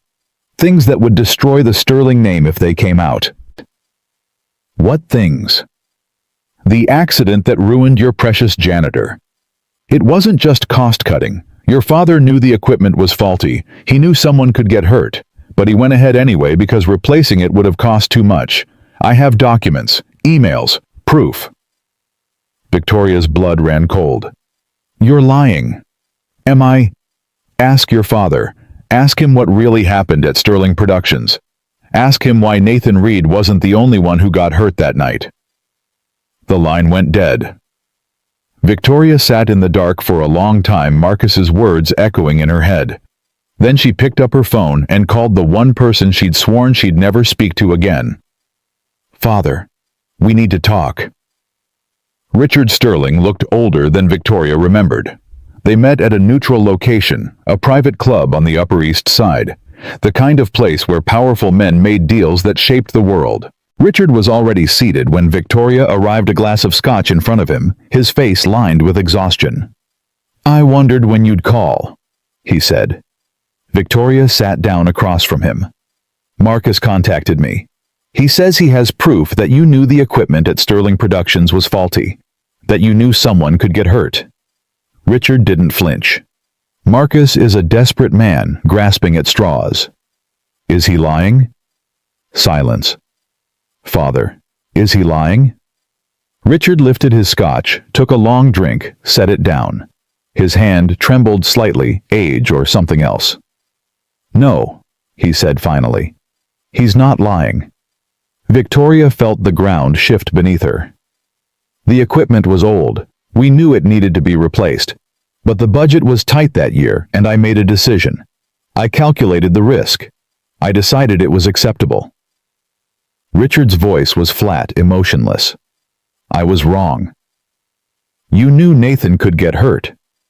I knew someone could get hurt. I didn't know who, and frankly, I didn't care. That's how business works, Victoria. Sometimes you make hard choices. Sometimes people get hurt. The trick is to make sure the people who get hurt aren't the ones who matter. Victoria stared at her father. This man who had raised her. This man whose approval she'd spent her entire life chasing. This man who had shaped her into the person she was: cold, calculating, ruthless. And for the first time, she saw him clearly. Nathan mattered, she said quietly. He was a pianist, a dime a dozen. Talented maybe, but replaceable. The world is full of talented people who never amount to anything. He wrote me a song. So I've heard. Richard's lips twisted. A pretty story. The invisible boy who loved the princess from afar. Very romantic. But romance doesn't build empires, Victoria. Romance doesn't keep shareholders happy or competitors at bay. No, it doesn't. Victoria stood. But it's the only thing that makes any of it worthwhile. Richard looked up at her, and for just a moment she saw something flicker in his eyes. Regret, maybe. Or recognition. The understanding that he had lost something he could never get back. What are you going to do? He asked. I'm going to do what you never could. I'm going to tell the truth. I'm going to make things right. And I'm going to build something that matters, not because it makes money, but because it makes a difference. She turned toward the door. Victoria. She stopped. I never meant for you to end up like me, Richard said quietly. Hard, cold, alone. I thought I was teaching you to survive. I didn't realize I was teaching you to forget how to live. Victoria didn't turn around. I know, she said. That's why I'm not going to make the same mistake. She walked out of the club and didn't look back. The truth came out 3 weeks later. Victoria released everything. The documents, the emails, the evidence that Richard Sterling had knowingly endangered his employees to save money. She did it publicly in a press conference that made national news, standing in front of 100 cameras and admitting that her own father had committed what amounted to corporate negligence. I can't change what happened 12 years ago, she said. I can't give Nathan Reed back the career that was stolen from him. But I can acknowledge the truth. I can take responsibility for the harm my family's company caused. And I can do everything in my power to make sure it never happens again. She announced the creation of the Daniel Hayes Nathan Reed Music Foundation, funded by a personal donation of $10 million. The foundation would provide scholarships to young musicians from low-income backgrounds, the kind of kids who had talent but no resources, dreams but no connections. She announced reforms to Sterling Corporation's safety protocols, overseen by an independent board that included representatives from employee unions and occupational safety organizations. And she announced that her father, Richard Sterling, had agreed to step down from all advisory positions and charitable boards associated with the Sterling name. The press went wild. Some called her brave, some called her foolish, some called her a traitor to her own family. But Nathan, watching the press conference on a battered television in his cramped apartment, felt something break open in his chest. Lily tugged at his sleeve. Daddy, why is Miss Victoria on TV? She's telling the truth, sweetheart. About what? Nathan looked at his daughter, this bright, beautiful girl who had kept him alive through the darkest years of his life, and smiled. About everything. Victoria came to see him that night. She knocked on his apartment door at 9 o'clock, still wearing the dress she'd worn to the press conference, her hair disheveled and her eyes red-rimmed from exhaustion. "Can I come in?" Nathan stepped aside. She walked into his apartment, this tiny cramped space with its clanking radiator and second-hand furniture, and looked around. If she was shocked by the poverty, she didn't show it. She just turned to face him, her expression raw and open. "I did it," she said. "It's done. I saw. My father is finished. Marcus is facing federal charges. The foundation is established. Everything I promised, it's all happening." Nathan nodded slowly. "You didn't have to do any of that." "Yes, I did." Victoria's voice cracked. "I had to do it for you. For me. For everyone my family hurt over the years." She stepped closer. "Nathan, I spent my whole life building walls. Protecting myself. Keeping everyone at a distance because I was terrified that if I let anyone in, they'd hurt me the way losing Daniel hurt me." "Victoria, let me finish." She took his hands in hers, and he felt her trembling. "You tore down every wall I had. You showed me that love doesn't have to be transactional. That sometimes people give things away without expecting anything in return. That sometimes the most extraordinary people are the ones everyone else overlooks." She brought his scarred hand to her lips and kissed it. "I love you," she whispered. "I love you, and I'm terrified, and I don't know what I'm doing. But I know that I don't want to do it without you." Nathan pulled her into his arms. They stood like that for a long time, holding each other in the cramped living room, while the radiator clanked and the city hummed outside the windows. Two broken people finding their way back to each other across the wreckage of the past. "Daddy?" They pulled apart. Lily stood in the doorway to her bedroom, rubbing her eyes, her dark curls wild from sleep. "Is Miss Victoria staying for breakfast?" Nathan looked at Victoria. Victoria looked at Lily. And then simultaneously, they both started to laugh. "Yes," Victoria said, dropping to her knees to look Lily in the eye. "If that's okay with you." Lily considered this for a moment. Then she nodded solemnly. "You can have the good chair, the one that doesn't wobble." "Thank you. That's very generous." "You're welcome," Lily yawned. "Daddy, can Miss Victoria hear me practice piano tomorrow? I'm learning a new song." Nathan's throat tightened. "I think she'd like that very much." Lily smiled a bright, unguarded smile that made Nathan's chest ache and padded back to bed. Victoria stood slowly, her eyes glistening. "She's wonderful. She's everything." "I can see that." Victoria took his hand again. "Nathan, I know we're doing this backward. I know there are 1,000 reasons why this shouldn't work. But I want to try. I want to build something real with you, with Lily, with whatever future we can make together." Nathan looked at this woman, this fierce, brilliant, broken woman who had blown up her entire life to stand beside him, and felt something he hadn't felt in a very long time. Hope. "So do I," he said. And in that moment, in that cramped apartment with its clanking radiator and second-hand furniture, two people who had spent 16 years on opposite sides of an unbridgeable gap finally found their way home. 1 year passed. It passed the way years do when you're finally living, instead of just surviving in a blur of small moments that somehow add up to everything. Breakfasts at Nathan's cramped kitchen table. Lily's piano recitals at the community center. Late nights at Victoria's penthouse talking until dawn about nothing and everything. The slow, steady work of learning how to be together after spending so long apart. It wasn't easy. Nothing worth having ever is. The press didn't let up for months. Every tabloid in the country ran stories about the CEO and the janitor, the billionaire heiress who'd thrown away her empire for a broken-down musician. Some were sympathetic. Most weren't. Victoria learned to ignore them. Nathan learned to hold her hand when she couldn't. The board remained supportive but cautious. Victoria had to fight for every decision, prove herself over and over again.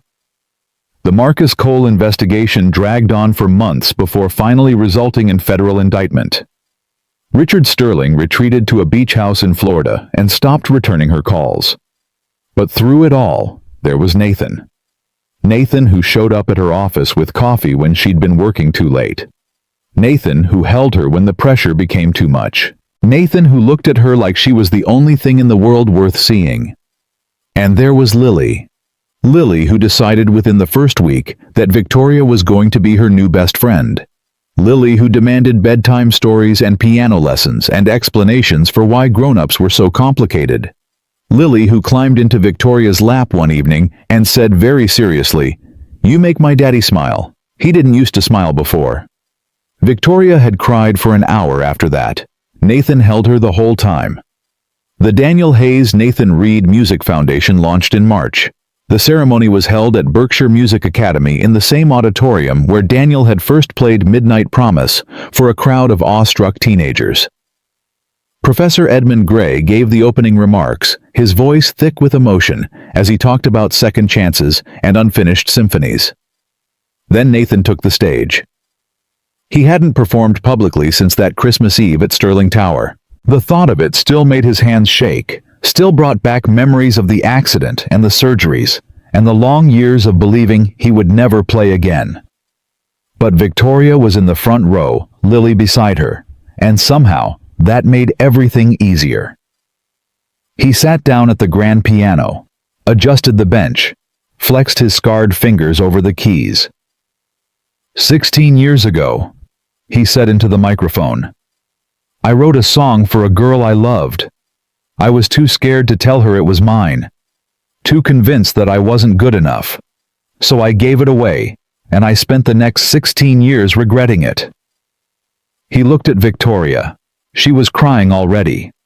But here's the thing about music. It doesn't die. It doesn't fade away. It waits patient and eternal until someone is brave enough to play it again. He smiled. This song waited 16 years for me to find my courage. I think that's long enough. He began to play. Midnight Promise filled the auditorium like a living thing, achingly beautiful and impossibly tender. But this time, the melody didn't end where it used to. This time, Nathan kept playing new phrases, new harmonies, a coda he had written in the months since Victoria came back into his life. The music spoke of loss and redemption, of second chances and unexpected grace. Of two people who had found each other across years and distance and the wreckage of their broken dreams. When the last note faded, the auditorium erupted. Standing ovation. 500 people on their feet, applauding and cheering and wiping tears from their eyes. Nathan stood from the piano bench, overwhelmed, and looked for Victoria in the crowd. She was already moving toward the stage. They met in the middle, her climbing the steps, him reaching down, and when their hands touched, Nathan pulled her up beside him. The applause grew louder. Someone started chanting, "Kiss her," and the rest of the audience took up the cry. Nathan laughed and looked at Victoria. Well, the people have spoken. Since when do you care what people think? Since never. But I've been wanting to kiss you all day anyway. She kissed him. The crowd went wild. Afterward, at the reception, Edmund Gray found Nathan standing alone by the window, watching Victoria charm a group of potential donors across the room. She's good at that, Edmund observed. Working a room. Making people believe in things. She's good at everything. So are you. Edmund placed a hand on Nathan's shoulder. I should have said this years ago. I should have told the truth about the song, made sure you got credit. I failed you, Nathan. I'm sorry. Nathan shook his head. You didn't fail me. You did what you thought was right. Daniel was dead. The truth wouldn't have brought him back. But it might have changed things for you. Maybe. Or maybe I needed to walk this path. Maybe I needed to lose everything before I could appreciate what I had. Nathan's eyes found Victoria again. If things had been different, if I'd gotten credit for the song, if my career had taken off, I might never have ended up at Sterling Tower. I might never have seen her again. Edmund smiled. You really believe that everything happens for a reason. I believe that we make meaning out of the chaos. We take the broken pieces and build something new. Nathan turned to face his old teacher. That's what music is, Professor. It's taking the pain and turning it into beauty. It's finding hope in the darkest places. It's playing anyway, even when your hands don't work right anymore. Edmund's eyes glistened. You sound like a teacher. Funny you should mention that. 6 months later, Nathan Reed stood in front of his first class at the Berkshire Music Academy. 20 students stared back at him, teenagers from backgrounds, just like his scholarship kids, who played because they had to breathe, not because they expected fame or fortune. They were nervous, uncertain, hungry, in ways they probably didn't understand yet. Nathan understood. He'd been one of them once. My name is Nathan Reed, he said. 35 years ago, I sat in chairs just like yours, convinced that I wasn't good enough to be here. Convinced that talent was something other people had, the kids with money and connections and famous parents, and that kids like me were just pretending. He held up his scarred hand. 12 years ago, an accident crushed this hand. The doctors said I'd never play professionally again. For a long time I believed them. I gave up on music. I gave up on myself. I spent years fixing toilets and changing light bulbs, convinced that my dreams were dead and buried. He lowered his hand. But here's what I learned. Dreams don't die easy. They wait. They hide in the corners of your heart, in the muscle memory of your fingers, in the songs that play in your head when you're trying to fall asleep. And if you're lucky, if you're brave enough, they give you another chance. He sat down at the piano in the corner of the classroom. I'm not here to teach you technique. You'll learn that from professors who are better than me, who have hands that work properly and careers that didn't get derailed by bad luck. I'm here to teach you something else. He began to play a simple melody, gentle and unassuming. I'm here to teach you that music isn't about being the best. It's about being honest. It's about taking everything you feel, the joy, the pain, the hope, the fear, and turning it into something beautiful. Something that connects you to other people. Something that matters. The melody grew, became more complex, more emotional. Some of you will make it. You'll play in concert halls and record albums and see your names in lights. But most of you won't. That's the reality of this business. Most of you will end up doing something else, teaching or accounting or fixing toilets like I did. He stopped playing and looked at them. And that's okay. Because the point isn't the destination. The point is the playing. The point is what music does to your soul while you're making it. The point is the way it connects you to something bigger than yourself. He smiled. So, who wants to play first? The first hand went up, tentative, then another, then another. Nathan watched them, these scared kids who reminded him so much of his younger self, and felt something settle into place in his chest. A sense of rightness. A sense of purpose. This was what he was meant to do. Not perform, not compete, not chase fame. Teach. Guide. Help the next generation of invisible kids find their voices. And every evening when class was over, he drove home to an apartment that didn't clank anymore. Victoria had bought him a new place, insisted on it, wouldn't hear any argument, and found Lily waiting for him at the door. How was school, Daddy? Good. How was yours? We learned about fractions today. They're confusing. Tell me about it. And later, after dinner, after homework, after Lily had been tucked into bed with her favorite stuffed bear and a goodnight song, Nathan would sit at the piano. Victoria had given him a gorgeous Steinway, the kind he'd dreamed about as a scholarship kid, and play. Sometimes Victoria joined him. She was learning slowly, haltingly, her fingers fumbling over keys that seemed determined to resist her. But she kept trying, kept practicing, kept showing up. "Why is this so hard?" she asked one night after botching a simple scale for the 100th time. "Because you're learning something new. New things are always hard. I run a billion-dollar company. I negotiate contracts that would make your head spin. Why can't I play a C major scale?" Nathan laughed and covered her hands with his. "Because music isn't about control. It's about letting go. Stop trying to make the keys do what you want and start listening to what they're telling you." Victoria frowned at the piano like it had personally offended her. Then she took a breath, relaxed her shoulders, and tried again. This time the notes flowed. "Oh," she said softly. "See? You just have to trust it." She turned to look at him, and there was something in her eyes, something vulnerable and odd and impossibly grateful. "How do you do that?" she asked. "Do what?"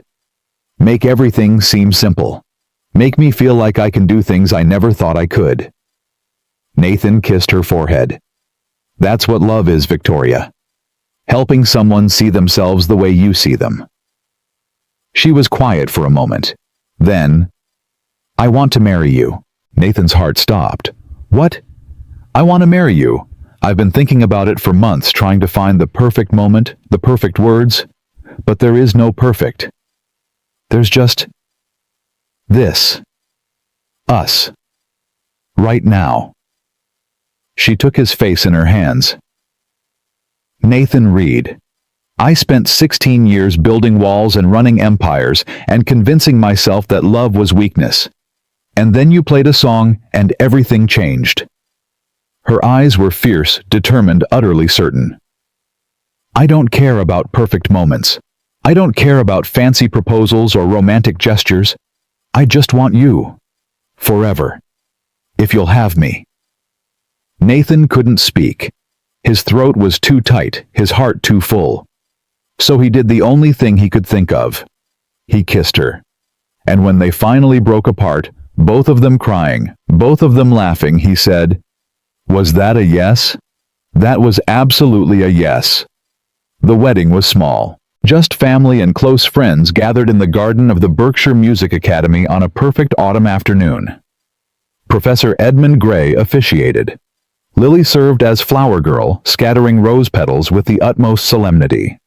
Victoria wore white, simple and elegant, and Nathan wore a suit that actually fit for once in his life. When it came time for the vows, Nathan pulled out a piece of paper. His hands were shaking. "I wrote something," he said. "I tried to say it without notes, but I kept messing up, so—" He laughed nervously. "Bear with me." Victoria squeezed his hands. "Take your time." Nathan unfolded the paper. "Victoria, Ingrid. The first time I saw you, I was 18 years old, invisible, convinced that I would never be worthy of someone like you. I watched you from across crowded rooms and dreamed of a life I thought I could never have. I wrote you a song and gave it away because I thought that was all I deserved, to love you from the shadows, to make you happy without you ever knowing I existed." His voice cracked. "I spent the next 35 years carrying that song in my heart. Through the accident, through the surgeries, through the years of fixing toilets, and wondering if my life meant anything. And then one Christmas Eve I played it again, and you heard it, and everything changed." He looked up from the paper, met her eyes. "I don't have much to offer you. I'm not rich or powerful or important. My hand doesn't work right anymore, and I'll probably never play the way I used to. But I love you. I've loved you since I was 18 years old, and I'll love you until I'm nothing but dust and memory." He folded the paper and put it away. "So here's my vow. I promise to play for you every day for the rest of my life. I promise to teach Lily everything I know about music and life and love. I promise to hold you when you're sad and celebrate with you when you're happy and stand beside you through whatever storms come our way." He raised her hand to his lips. "And I promise that I will never ever hide in the shadows again. Because you taught me that I deserve to be seen. You taught me that my music matters. You taught me that the invisible boy from the scholarship program grew up to be someone worthy of love." Victoria was sobbing now, tears streaming down her face. "Your turn," Nathan whispered. She laughed a watery, broken sound and wiped her eyes. I didn't write anything down, she admitted. I thought I'd be able to improvise. But now I'm standing here looking at you and every word I planned has gone out of my head. That's okay. Just tell me what you feel. Victoria took a shaky breath. What I feel is terrified. I'm terrified because I've never loved anyone the way I love you. I'm terrified because you see through all my armor, all my walls, all the careful defenses I spent my whole life building. You see me, the real me, and somehow you love her anyway. She reached up and touched his face. I spent 16 years grieving a song I thought was written by someone else. And then I found out it was written by you, this quiet, gentle, extraordinary man who gave away his greatest gift because he thought I deserved better. Her voice steadied. But here's the thing, Nathan. You are the best. Not because you're famous or successful or powerful. Because you're kind. Because you're patient. Because you raised a daughter who's brave and bright and wonderful. Because even after everything life threw at you, you never stopped playing.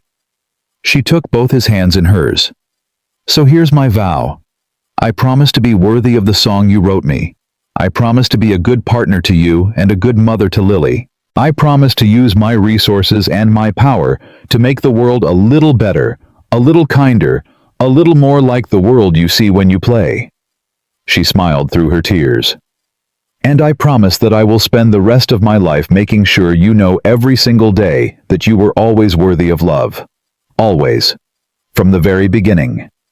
Edmund Gray cleared his throat.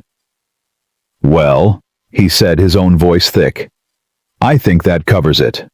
Nathan Victoria, by the power vested in me by a somewhat dubious online ordination, I now pronounce you husband and wife.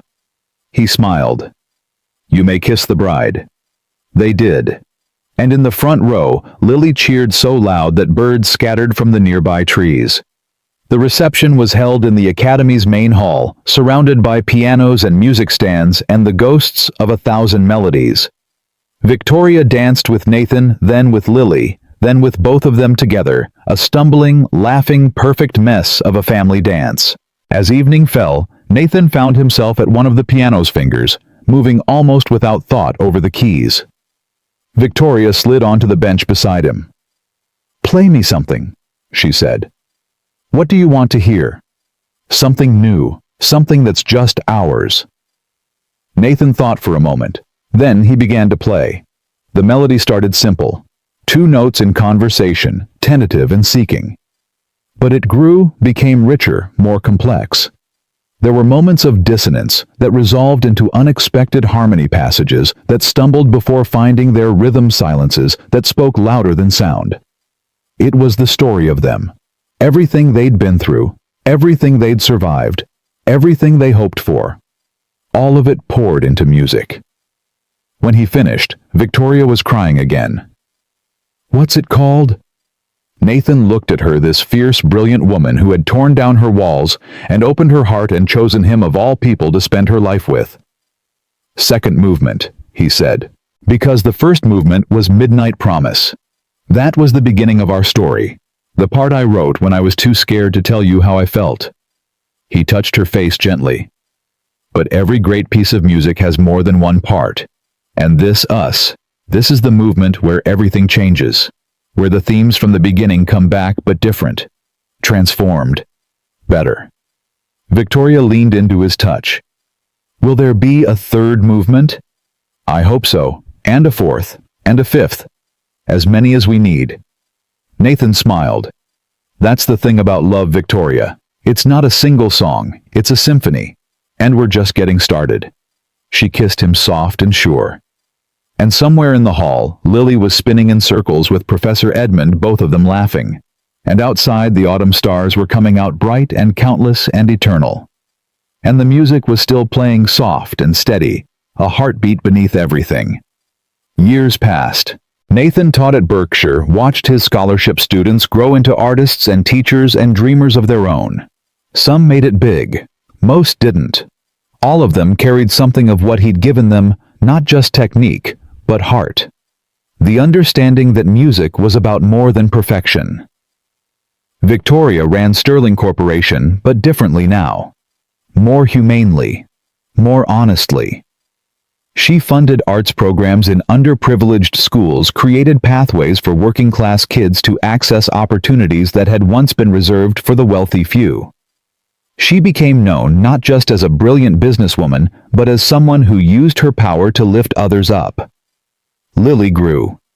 From a 7-year-old with scraped knees and chocolate-stained fingers, she became a teenager, then a young woman, then a music teacher herself, following in her father's footsteps, carrying forward the legacy he'd built. And through it all, there was music. Every evening, no matter how busy they were, Nathan and Victoria sat together at the piano. Sometimes they played Midnight Promise. Sometimes they worked on Second Movement, adding new phrases, new harmonies, new chapters to their ongoing story. Sometimes they just sat in silence, hands intertwined, grateful for everything they'd found. On their 10th anniversary, Victoria surprised Nathan with a concert. Not just any concert. A full performance of all his compositions, played by the students he'd taught over the years in the same auditorium, where everything had begun. Nathan sat in the front row, overwhelmed as piece after piece unfolded. Some he recognized. Some had been adapted, transformed, made new by the young musicians who played them. All of them carried his fingerprints, his heart, his soul, his belief that music could heal anything. When it was over, Lily, now 22, beautiful and confident, took the stage. "Most of you know my father's story," she said into the microphone. "The accident, the years of struggle, the song that brought him back to music and to love." She looked at Nathan and her eyes were shining. "What you might not know is that he almost gave up, more than once. He almost let the world convince him that he was nobody, that his music didn't matter, that broken things couldn't be made beautiful again." She gestured toward the young musicians behind her. "But he didn't give up. And because he didn't give up, all of us are here tonight.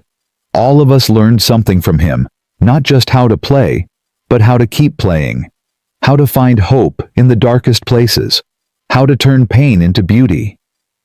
She stepped aside, and the musicians began to play. It was Midnight Promise, but different. Fuller, richer. 100 variations on the theme Nathan had written as an invisible 18-year-old, woven together into something new and magnificent. Nathan wept. Victoria held his hand and wept with him. And when the music finally faded and the audience rose to their feet in thunderous applause, Nathan understood something he'd spent his whole life trying to learn. He had never been invisible. His music had touched lives he'd never known about. Daniel, who had shared it with Victoria. Victoria, who had carried it through 16 years of grief. The students who had learned from him and passed his lessons on. Every note he'd ever written, every melody he'd ever played, had rippled outward in ways he couldn't see or measure. He had always mattered. He had just been too scared to believe it. After the concert, Nathan and Victoria walked hand in hand through the Academy gardens. The night was warm, the stars bright, the air filled with the distant sound of students practicing in the dormitories. "Thank you," Nathan said quietly, "for everything. For believing in me when I couldn't believe in myself. For fighting for us when it would have been easier to walk away. For giving me a life I never dared to dream was possible." Victoria stopped walking and turned to face him. "Do you know what I think about sometimes?" she asked. "That night at the Christmas party, when you sat down at that piano and played and I heard Midnight Promise for the first time in 16 years. What about it? I think about how close I came to missing it. I was about to leave. I had my coat on my driver waiting. If I'd left 5 minutes earlier, I never would have heard you play. I never would have known you were the one who wrote that song. We never would have found each other." She reached up and touched his face. "But I didn't leave. Something kept me there. Call it fate, call it luck, call it the universe looking out for us. Whatever it was, I'm grateful for it. Every day. For the rest of my life." Nathan pulled her close. "I spent 35 years loving you from the shadows," he said, "convinced that I wasn't good enough, that someone like you could never love someone like me. He kissed her forehead. But I was wrong. I was wrong about all of it. And I'm glad, so incredibly glad, that I finally found the courage to play. They stood there for a long moment, holding each other beneath the stars. Two people who had been broken and rebuilt, who had lost everything and found it again, who had learned that love wasn't about perfection or worthiness or strategic advantage. Love was about showing up, about being brave enough to let someone see you, really see you, and trusting them not to look away. Finally, Victoria spoke. "Play me something." Nathan smiled. "What do you want to hear?" "Something new. Something that's just for tonight." He thought for a moment. Then he took her hand and led her back inside to the piano in the empty auditorium, where the ghosts of 1,000 melodies still lingered in the air. He sat down at the keys and began to play. The music rose through the darkness like a prayer, gentle, hopeful, achingly beautiful. It spoke of gratitude and wonder, of second chances and hard-won joy. It spoke of a boy who had been invisible, and a woman who had been armored, and the impossible, extraordinary love they had built together. Victoria listened with her eyes closed, tears streaming down her face. When the last note faded, she opened her eyes and looked at him. "I love you," she said simply. "I love you too." And that was enough. That was everything. Outside, the world kept spinning. Tomorrow, there would be challenges and setbacks and the ordinary struggles of everyday life. But in that moment, in that quiet auditorium with the stars shining through the windows and the music still echoing in the air, none of that mattered. What mattered was this: two people who had found each other, two hearts that had finally come home, two broken things that had been made beautiful again. Because that's what love does. It takes the pain and turns it into music. It takes the invisible and makes them seen. It takes the hopeless and gives them reason to believe. And if you're lucky, if you're brave enough, it gives you a second chance to play the song you were always meant to sing. Nathan Reed knew that now. He'd learned it the hard way, through years of loss and struggle and quiet desperation. But he'd learned it. And every time he sat down at the piano, every time his scarred fingers found the keys, every time the music rose up from somewhere deep inside him, he remembered. He remembered that he was worthy, that he mattered, that even the most broken things could be made beautiful again. All you had to do was keep playing.